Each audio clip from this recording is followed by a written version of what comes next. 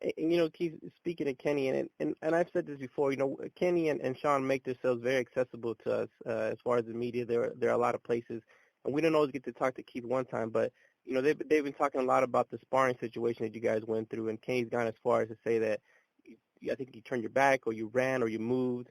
I just want to give you a chance, Keith, to speak on that and say your part because people hear that, but they don't hear what Keith has to say about it. I ain't run, man. All I did was box. All I did was make him jump into the ropes and hug the ropes. You know what I'm saying? I mean, I outboxed him 3 years ago, man. I was moving fine. And the beauty of it, too, is he was my second sparring partner. Let's be real. Let's be real. I had 2 sparring partners in camp. I didn't spar Shawn Porter for 5 rounds straight. I was sparring somebody else for 5 rounds, and then I brought Shawn Porter in for the last 5. There were a few days where he was a part of the first 5, but there were plenty of days that when Shawn Porter stepped in the ring with Keith Thurman was in round 6. Shawn Porter was in round 1. He ain't got no issues, man. Ain't no issues at all. Both teams should feel confident, man. I'm not going to say sparring wasn't good. I'm not going to say Shawn Porter didn't catch me, but I'll let you know. When he caught me, I caught him right back. You know what I mean? I got it back. I get anything back, And if you're going to ask me and you're going to ask our team, man, we definitely landed the more effective power punches in each and every round, almost on a day-to-day basis for, 3 to 4 weeks straight, and that's the confidence that we have. Maybe they saw, oh, well, Keith was a little bit on his back foot. Keith was moving. We can keep him running. I wasn't running, man. I was dodging. Your boy was swinging at the air. He got shorter arms than me. I made him miss. I made him pay.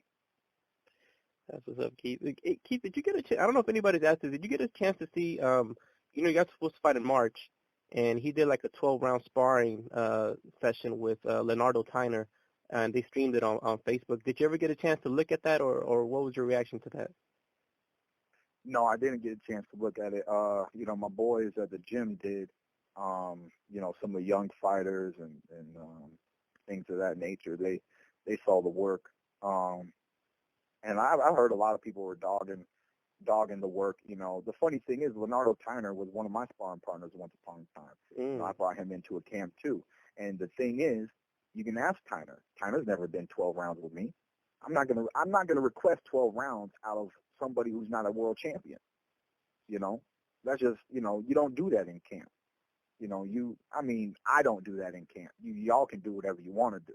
I don't do that in camp. You know what I'm saying? Because I expect more out of my opponent. I have 3 sparring partners for this camp, okay? 3 sparring partners, which means no one is allowed to put in more than 4 rounds, unless if I'm putting in overtime, then I'm making you put in overtime, but nobody's allowed to put in more than 4 rounds. Because what happens to, a veteran or somebody who, they're in your camp, but they don't got a fight date. They're not trying to get in the same shape you're trying to get into.